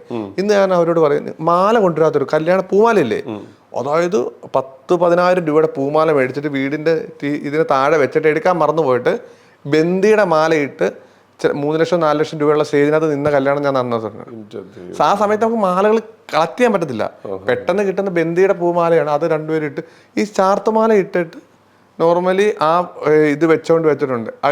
ഞാൻ ഇപ്പോഴും പെരുന്നാൾ ആ വീട്ടിൽ ചെല്ലുമ്പം അവിടെ ആ ഫോട്ടോ ഉണ്ട്, ബന്ദിപ്പൂ മാല ഇട്ട് ചെറുക്കനും വേണ്ടി നിൽക്കുന്നത്. എപ്പോഴും പറയും കണ്ടോടാ അത് എന്നെ ഉണ്ടാക്കിയതല്ലേ ഇത് ഇട്ടോണ്ട് നിൽക്കാനുള്ള യോഗമൊക്കെ ഉള്ളത്. അച്ഛൻ കളിയാക്കി പറയുന്ന. പക്ഷെ എന്നെ സംബന്ധിച്ച് ആ പയ്യനെ സംബന്ധിച്ചൊക്കെ അത്രയും പൈസ കൊടുത്ത് മാല മേടിച്ച് വെച്ചിട്ട് അപ്പൊ ഞാനിപ്പോൾ ഏത് വീട്ടിൽ ചെന്നാലും ആദ്യം പറഞ്ഞാൽ നിങ്ങൾ താലി എടുക്കണം, മാല എടുക്കണം, സിന്ദൂരം എടുക്കണം, പുടവ എടുക്കാനുള്ള തട്ടം എടുക്കണം. പുടവ എടുക്കാൻ തട്ടമില്ലെങ്കിൽ എന്നോട് നേരത്തെ പറയണം. പുടവ എടുക്കണം. ഇതെല്ലാം ഈ പാവാട അണ്ടർസ്കേർട്ടില്ലേ മറന്നുപോയിട്ട് ഞാൻ ഇറങ്ങിപ്പോയി ഒരു കടയിൽ പോയി അണ്ടർസ്കേർട്ട് മേടിച്ചോണ്ട് വന്ന് വെള്ളിനെ ഒരുക്കി ഇറക്കി വിട്ടിട്ടുണ്ട്. ആ സമയത്ത് ചോദ്യമൊന്നുമില്ല, അങ്ങ് ഓടുക. അപ്പൊ അതാ ഞാൻ പറഞ്ഞത്. ഞാൻ ആദ്യം പറഞ്ഞൊരു കാര്യമുണ്ട്, ഞങ്ങളാണ് എന്താ പറഞ്ഞ ഒരു പോളിസിയാന്ന് പറഞ്ഞില്ല, ഇൻഷുറൻസ് ആണ്. അതുകൊണ്ടാണ് എല്ലാം നമ്മളതാണ്. അവരവിടെ ഇല്ല എന്ന് പറയുന്ന സമയത്ത് ഓടുക എന്നുള്ളതാണ്. ഞാൻ ഇവന്റ് മേഖല വരുന്നതിന് മുന്നേ, അതായത് ഞാനൊരു ഫ്ലവർ ഷോപ്പിൽ ജോലി ചെയ്താണ് പഠിച്ചൊക്കെ. അപ്പൊ അതാണ് എനിക്ക് മേലോട്ട് വരാനുള്ള കാരണം. അപ്പൊ ആ ടൈമിൽ ഞാൻ പൂക്കട നിൽക്കുമ്പോൾ ആ പുള്ളിക്ക് ഒരു ചെറിയ ഡെക്കറിൻ്റെ പരിപാടിയൊക്കെ ഉണ്ടായിരുന്നു. അപ്പം ആ സമയത്ത് എൻ്റെ ഒരു ഫ്രണ്ടിൻ്റെ അടുത്തൊരു കല്യാണം, നാളെ കല്യാണം, തലേദിവസം വൈകിട്ട് അച്ഛനിങ്ങനെ വാതിക്കൽ ഇങ്ങനെ നിന്ന് കണ്ണടച്ചുറങ്ങും. അപ്പം എന്തോ സാധനം നടന്നു പോകുന്നൊരു തോന്നി. പെണ്ണിറങ്ങിപ്പോയതാ. സ്റ്റേജ് ഇട്ടിട്ടുണ്ട്, സദ്യ വെച്ചിട്ടുണ്ട്, എല്ലാ കാര്യങ്ങളും മൈലാഞ്ചി എല്ലാം കഴിഞ്ഞ. ആ അച്ഛൻ്റെ കണ്ണിനോടൊക്കെ അച്ഛൻ ആരോ നടന്നു പോകുന്ന പോലെ തോന്നി എന്നാണ് പറയുന്നത്. പെങ്കൊച്ചവേ അറിയിപ്പോയി ഒന്നാലോചിച്ചേ. എന്നിട്ട് എന്നിട്ട് കല്യാണം നടന്നില്ല. ആ സദ്യ വേസ്റ്റായി, ആ ഡെക്കർ വേസ്റ്റ് എല്ലാം കഴിഞ്ഞു, പരിപാടി എല്ലാം കഴിഞ്ഞു. അപ്പം ഫോട്ടോഗ്രാഫർ വരെ വിട്ടെന്ന് തോന്നുന്നു അവിടുന്ന്. അപ്പോൾ അത് വലിയ കേസൊക്കെ. അപ്പം സന്തോഷമുള്ള നിമിഷങ്ങൾ ഉണ്ടായിട്ടുണ്ട്, ഭയങ്കര സങ്കടമുള്ള നിമിഷങ്ങൾ ഉണ്ടായിട്ടുണ്ട്. ഈ പറയുന്ന പോലെ വേറെ ഒന്നും വിചാരിക്കരുത്, അറിയാൻ വേണ്ടി ചോദിക്കുന്ന ഇതിന്റെ പേയ്മെന്റ് ഒക്കെ കല്യാണം മുടങ്ങി കഴിഞ്ഞാൽ ചേട്ടന് പേയ്മെന്റ് അവര് തന്നു, എങ്കിലും നമുക്ക് ആ പേയ്മെന്റ് കൊണ്ട് ഒരു സന്തോഷം ഉണ്ടാകാത്ത കാര്യം. അല്ല, നമ്മളും ഇത് അല്ലാതെ ഒരുപാട് നാൾ കഴിഞ്ഞാൽ ഒരുപാട് നാൾ കഴിഞ്ഞാൽ പേയ്മെന്റ് ഒക്കെ കിട്ടിയായിരുന്നു. പക്ഷെ നമ്മൾ ഓർക്കല്ല, നമ്മൾ ഓർക്കാൻ പാടില്ലാത്ത കാര്യം എന്ന് പറയാൻ പറ്റുമ്പോൾ ഉള്ള കാര്യമാണ് അത്. നോർമലി നമ്മൾ ഭയങ്കര നമുക്ക് ഒരിക്കലും വരരുത്, അങ്ങനെ ഒരു സിറ്റുവേഷൻ ഒരിക്കലും ഉണ്ടാകില്ലെന്ന് ചിന്തിച്ച കാര്യമാണ്. നമുക്ക് നമ്മുടെ ജീവിതത്തിൽ നമുക്ക് ഒരുപാട് കാര്യങ്ങൾ ഇങ്ങനെ ടച്ച് ചെയ്ത് പോകും. ചില കാര്യങ്ങൾ നമ്മൾ ഭയങ്കരമായിട്ട് നമ്മളെ ഇത് ചെയ്യും. ചില മരണങ്ങള് പിന്നെ ഈ നിശ്ചയത്തിന് തലേദിവസം അച്ഛൻ മരിച്ചു പോയിട്ട് നിശ്ചയം തൊട്ട് തലേദിവസം മാറ്റി വെച്ചാണ് കല്യാണങ്ങൾ അങ്ങനെ മാറിപ്പോയിട്ടുണ്ട്. ഒരു കല്യാണം ഞങ്ങൾ കല്യാണം നടത്തേണ്ട ആ ഡേറ്റ് തലേദിവസം ആ കുട്ടിയുടെ അച്ഛൻ മരിച്ചുപോയി. തലേദിവസം ഞങ്ങൾ സ്റ്റേജ് തുടങ്ങി രാവിലെ ഇത് മരിച്ചുപോയി.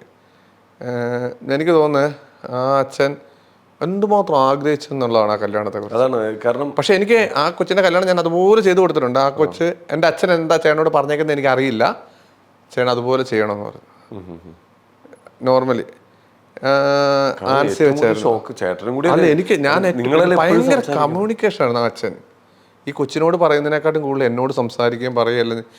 ഞാൻ അവിടെ വീട്ടിൽ ചെന്നിട്ട് ആ കൊച്ച് അലറി പിടിച്ച് എൻ്റെ കൈ പിടിച്ചിട്ട് ചേട്ടാ പോയി എന്ന് പറഞ്ഞ് കരഞ്ഞിട്ട് നമുക്കറിയില്ല എന്താ ചെയ്യേണ്ടതെന്ന്.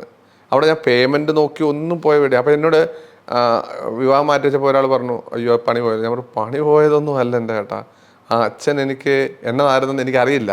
ഒരു എന്തുമാത്രം ആഗ്രഹങ്ങൾ, എന്തുമാത്രം ആ അച്ഛൻ്റെ ഐഡിയ ഒക്കെ ഭയങ്കര ഇന്നോവേറ്റീവ് ആയിരുന്നു. നമുക്ക് ചെയ്യാൻ പറ്റുന്ന കുറേ കാര്യങ്ങളുണ്ടായിരുന്നു. പക്ഷെ ഞാൻ നോർമലി കുറേ കാര്യങ്ങൾ നമുക്ക് അവോയ്ഡ് ചെയ്യേണ്ടി വന്നു. അച്ഛൻ്റെ മരണം കഴിഞ്ഞ് ഇത്ര സമയം ഉള്ളതുകൊണ്ട്.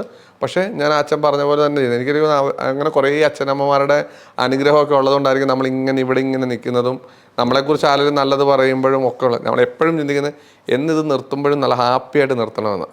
ഒരിക്കലും ആരും മോശം പറഞ്ഞിട്ട് പോകരുത് എന്ന് ആഗ്രഹിക്കുന്നതാണ്. അറിയില്ല, ഈശ്വരനെ സന്തോഷിച്ചല്ല. ഒറ്റ കാര്യം കൂടി ചോദിച്ചു. ഇപ്പോഴത്തെ ട്രെൻഡാണ് വാർത്തകളിലെ കല്യാണ വീട്ടിൽ നമ്മൾ നേരത്തെ പറഞ്ഞ പോലെ പപ്പടത്തിന് അടി അടക്കുന്നു, അതിനടി അങ്ങനെ എന്തെങ്കിലും പ്രശ്നങ്ങൾ നമ്മുടെ കല്യാണത്തിന്റെ ഇടയിൽ? അങ്ങനെ കല്യാണങ്ങൾക്കിടയ്ക്ക് അച്ചാർ കിട്ടാത്തതിന് വഴക്കുണ്ടാക്കിയ ഒരു പുള്ളി എനിക്കറിയാം. എവിടെ, ഏത് ജില്ലയായിരുന്നു? ചങ്ങനാശ്ശേരി തന്നെ. അച്ചാർ കിട്ടിയില്ല എന്നൊരു ഒറ്റ പ്രശ്നമുള്ളൂ. പക്ഷെ അടിയൊന്നും ആയില്ല. പുള്ളിയുടെ ആ ഒരു ഉള്ളിലെ വിഷമം എല്ലാം കൂടെ വന്ന് പറഞ്ഞിട്ട് ഈ അച്ചാറിന്റെ പേരിൽ പുള്ളി അടി ഉണ്ടാക്കാനേ, അടി ഉണ്ടാക്കാതെ വിട്ടത് നമ്മൾ കുറച്ച് പേര് ഇൻവോൾവ് ആയതുകൊണ്ട് അടി ഉണ്ടായില്ല. പക്ഷെ ഒരു അച്ചാർ കിട്ടിയ അവിടെ പ്രശ്നം എന്താണെന്നറിയോ, ഇത് നമ്മുടെ നെല്ലിക്കയുടെ അച്ചാറാണ്ടായിരുന്നു. അപ്പൊ നോർമലി ബാക്കി എല്ലാ ഇലയിലും വിളമ്പി, ആ വിളമ്പിയ പയ്യൻ എവിടെയോ മിസ്സായി പോയതായിരിക്കാം. അയാൾക്ക് മാത്രം വിളമ്പില്ല. അയാളെ പന്തിയിൽ ഇത് കാണിച്ചു, പക്ഷാഭേദം കാണിച്ചു എന്നുള്ള അതാ പറയുന്നേ. പന്തിയിൽ പക്ഷാഭേദം കാണിച്ചു എന്നും പറഞ്ഞാണ് നോക്കുന്നത്. ഞാൻ എപ്പോഴും നമ്മുടെ ദിലീപിന്റെ പടമില്ലേ മറ്റേ കല്യാണരാമൻ, ആ കല്യാണരാമനകത്ത് ചോറ് വിളമ്പിട്ട് അത് ശരിക്കും നടന്ന സംഭവം അതല്ലേ. ശരിക്കും വിവാഹ സ്ഥലത്ത് എന്തുമാത്രം നല്ല നല്ല നിമിഷങ്ങൾ ഉണ്ടാകാറുണ്ടെന്നറിയാമോ? നല്ല നല്ല ഇൻട്രസ്റ്റിംഗ് ആയിട്ടും ഫണ്ണായിട്ടും എത്ര അമ്മമാര് പിള്ളേരുടെ കാലം വേണ്ടിട്ടുണ്ടല്ലോ ദക്ഷിണ മേടിച്ച്. നമ്മൾ നോർമലി അത് ആ സമയത്ത് അവരൊന്നും ചിന്തിക്കുന്നില്ല, നേരെ കാലിലോട്ട് പടത്തല്ലെങ്കിൽ വീണേക്കും. അവർ പിള്ളേരൊക്കെ ചിരിക്കുക, അല്ല എന്നാ ചെയ്യാനാ. പക്ഷെ ഒരു ഭയങ്കര വൈകാരികമായ ഒരു സംഭവം ഈ യാത്രയാക്കുന്ന ഒരു സമയം വണ്ടിയിലേക്ക് അത് നമ്മൾ അതൊരു ആ മൊമെന്റ് ഭയങ്കര ഫീലാണ്. ശരിക്കും ഞാൻ എപ്പോഴും പറയുന്ന ഒരു കാര്യമുണ്ട്, ഒരു കാര്യമാണ് ഞാൻ പറഞ്ഞു വെക്കേണ്ട ഒരു കാര്യം പറയാം. എല്ലാവരും ചോദിക്കുന്നുണ്ട് ഇത്രയും ആർഭാടമായിട്ട് വിവാഹം നടത്തണം, ഒരു ചോദ്യമാണ്, ഇത്രയും ആർഭാടമായി വിവാഹം നടത്തണം. ഞാൻ പറയുന്നത് ഒരച്ഛൻ ആർഭാടമായി വിവാഹം നടത്തുമ്പോൾ ഇത്ര കുടുംബങ്ങളിലേക്ക് ഈ സാധനം സ്പ്ലിറ്റായി പോകുന്നതെന്നറിയോ? അതായത് അതിൻ്റെ പുറകിൽ പ്രവർത്തിക്കുന്ന എല്ലാ മേഖലയിലും സദ്യ വിളമ്പുന്നവരെ, പച്ചക്കറി വെക്കുന്നവരെ, പൂക്കാരന്മാരെ, ഡെക്കർ ചെയ്യുന്നവരെ, അവിടെ ക്ലീൻ ചെയ്യുന്നവരെ, ആ ഹോളിൻ്റെ ആളുകളെ, വണ്ടി ഓടിക്കുന്നവരെ, ഫോട്ടോഗ്രാഫേഴ്സ്, വിളമ്പുകാരെ, അങ്ങനെ മേക്കപ്പ് ആർട്ടിസ്റ്റുകൾ എത്ര. ഞാൻ പറഞ്ഞ ഒരു വിവാഹം നടക്കുമ്പോൾ ഏകദേശം 200-150 കുടുംബങ്ങൾക്ക് അന്നം നൽകുവാണ് ഒരച്ഛൻ. അതിലും വലിയ പുണ്യമില്ല. അത്രയും കുടുംബത്തിൻ്റെ സ്നേഹമാണ് പ്രാർത്ഥനയാണ് അവരിലേക്ക് വരുന്നത്. ഞാൻ എൻ്റെ പണിക്കാരോട് പറയുന്ന ഏറ്റവും വലിയ കാര്യം, അവരുടെ സ്വപ്നത്തിന് വേണ്ടിയാണ് അവർ നമുക്ക് പൈസ തരുന്നത്. അപ്പോൾ ആ സ്വപ്നത്തിന് വേണ്ടി ഞാനൊരു കാര്യം കൂടെ പറയാം. ഞങ്ങൾ ശരിക്കും എന്താ പറയുക, ആയുസില്ലാത്ത ആൾക്കാരാണ്. അയ്യോ, ഇവന്റ് മേഖല ജോലി ചെയ്യുന്നതിന് ആയുസില്ലെന്നാണ് ഞാൻ പറയുന്നത്. ഇതുപോലെ ഉറക്കമുളക്കുകയും ടെൻഷൻ അടിക്കുന്ന ഒരു പണി ജീവിതത്തിലില്ല. എല്ലാ വിവാഹവും നമുക്ക് പ്രത്യേകതയാണ്, എല്ലാ വിവാഹവും നമുക്ക് പുതിയതാണ്. ഒരിക്കലും നമുക്ക് ഇതൊരു എന്താ പറയുക, സെക്കൻഡ് ഷോട്ട് എടുക്കാൻ പറ്റുന്ന സാധനമല്ല. നമ്മൾ സിനിമ പോലെ പറയുന്നത് ഒന്നും കൂടെ അത് ക്രിയേറ്റ് ചെയ്യാൻ പറ്റുന്ന ഒരു സാധനമല്ല. ആ ഒരു മൊമെന്റിൽ, ഒരു സമയത്ത്, ആ ഒരു മുഹൂർത്തത്തിൽ ഈ സാധനം നടന്നു പോകണം. അത് തിരിച്ച് റിട്ടേൺ ചെയ്യണം, അത് ഭംഗിയാകണം. നോർമൽ ഞാൻ പറഞ്ഞില്ല, എനിക്ക് ഏറ്റവും വൈകാരികമായ നിമിഷം അച്ഛൻ കൈപിടിച്ച് കൊടുക്കുന്ന ആ സമയവും മകളെ യാത്രയാക്കുന്ന ആ സമയമാണ്. കുറേ വർഷം ജനിച്ചപ്പോൾ തൊട്ട് അത്രയും സമയം നിന്ന് അവൾ വേറൊരാൾ. എനിക്ക് പെൺകുട്ടികളെ സംബന്ധിച്ച് ഒരു വലിയ കാര്യം കൂടെ പറയാനുണ്ട് കേട്ടോ. അവരാണ് ഭയങ്കര സമ്മതിക്കേണ്ടത്. ആൺകുട്ടികൾക്ക് ആ പ്രശ്നമൊന്നുമില്ല. അവർ ജീവിച്ച് വളർന്ന വീട്ടിൽ നിന്നും മറ്റൊരു വീട്ടിൽ പോയി അവർ അഡ്ജസ്റ്റ് ചെയ്ത് അവിടുത്തെ എല്ലാം ആകുന്ന അവരെയും കൂടെ സമ്മതിക്കണം. തീർച്ചയായിട്ടും. അതുപോലെ ഈ കല്യാണം അല്ലാതെ വേറെ എന്തൊക്കെ? ഇപ്പം കല്യാണം 28 ചെയ്യുന്നുണ്ട്, പിന്നെ ഹൗസ് വാമിങ് ചെയ്യുന്നുണ്ട്, പിന്നെ ബർത്ത്ഡേസ് ചെയ്യുന്നുണ്ട്, പിന്നെ ഇനോഗ്രേഷനും അങ്ങനെയുള്ള ഫംഗ്ഷൻസ് ഒക്കെ ചെയ്യുന്നുണ്ട്. പക്ഷേ ഇനോഗ്രേഷൻ ഒക്കെ വളരെ ലിമിറ്റഡ് ആയിട്ട് ഒക്കെയാണ് ചെയ്യുന്നത്. ഏറ്റവും കൂടുതൽ വെഡ്ഡിങ് ആണ് ചെയ്യുന്നത്. വെഡ്ഡിങ് ആണ് കൂടുതലും പ്രിഫർ ചെയ്യുന്നതും ചെയ്യാൻ ഉദ്ദേശിക്കുന്നത്. ഓക്കെ, അപ്പോൾ എന്തായാലും ഒരുപാട് ആൾക്കാർക്ക് ഒരു പ്രതീക്ഷയാണ് ഇതേപോലത്തെ നല്ല നല്ല ഓരോ ഇവന്റ് ടീമുകൾ കയറി വരുമ്പോൾ. ഇപ്പോൾ ഒരു കല്യാണത്തിന് നമ്മളിപ്പോൾ 1000-ഓളം കല്യാണങ്ങൾ നടത്തി, ഒരു ഫാമിലിയിൽ തന്നെ 6-7 കല്യാണങ്ങൾ നടത്തിയിട്ടൊക്കെ ഉണ്ടെങ്കിൽ അത്രയധികം അവരുടെ ഒരു ഭാഗമായി മാറുകയാണ് നമ്മൾ. എന്തായാലും ഇതേപോലത്തെ സേവനങ്ങളാണ് ഓരോരുത്തർക്കും ആവശ്യം. ഇപ്പോൾ പറയുന്ന പല കാര്യങ്ങളിലും ഇപ്പോൾ എന്തായാലും താങ്കൾ മാറി നിന്നല്ല പറയുന്നത്, ഞങ്ങൾ നടത്തിയെന്നല്ല, ഞാനും നമ്മുടെ ടീമും കൂടി നടത്തി എന്നാണ് പറയുന്നത്. അപ്പോൾ ആ ഒരു ഒത്തൊരുമയുള്ള നല്ലൊരു ഉഗ്രൻ ടീം കൂടെയുണ്ട്. എല്ലാം ഏറ്റെടുക്കുന്ന വർക്കൊക്കെ വളരെ നന്നായിട്ട് നടത്താൻ പറ്റുന്നുണ്ട്. വളരെ സന്തോഷം ഇതൊക്കെ കേൾക്കുമ്പോൾ. കാരണം ഇത്രയും നന്നായിട്ട് ഇപ്പം എനിക്കാണെങ്കിലും ഇത് കേൾക്കുന്ന ഓരോരുത്തർക്കാണെങ്കിലും ഇപ്പോൾ ഇവിടെ ഇരിക്കുന്നവർക്കാണെങ്കിലും ഒരു ധൈര്യമാണ്, ഇങ്ങനെ ഒരാളുണ്ടല്ലോ, ഏതെങ്കിലും ഒരു ടൈമിൽ ആവശ്യം വന്നു കഴിഞ്ഞാൽ ആ കാര്യസ്ഥനെ നമുക്ക് വിളിക്കാം ഒരു ഉറപ്പ് നമുക്ക് കിട്ടും നിങ്ങളോട് സംസാരിക്കുമ്പോൾ. അത് നിങ്ങളുടെ കർമ്മഫലമാണ്. ഇതേപോലെ തന്നെ മുമ്പോട്ട് പോട്ടെ. ചങ്ങനാശ്ശേരിയിലും പരിസര പ്രദേശത്തും മാത്രമല്ല, കേരളത്തിൽ എല്ലായിടത്തും മലയാളികൾ എവിടെയൊക്കെ ഉണ്ടോ അവിടെയൊക്കെ നിങ്ങളുടെ സേവനം എത്താൻ പറ്റട്ടെ എത്രയും പെട്ടെന്ന്. എല്ലാവിധ ആശംസകളും ഞങ്ങൾ നേരെയാണ്. ഒരുപാട് വിശേഷങ്ങൾ പറയാനുണ്ട്. ഇത്രയും എക്സ്പീരിയൻസ് ഉള്ള ഒരാളാണ്. നമുക്ക് സമയപരിധി ഉള്ളതുകൊണ്ട് നമ്മൾ താൽക്കാലികമായിട്ടൊന്ന് വൈൻഡപ്പ് ചെയ്യാണ്. അപ്പോൾ എല്ലാവിധ ആശംസകളും നിങ്ങൾ നേരുന്നു. Thank you. ശരി, വീണ്ടും കാണാം.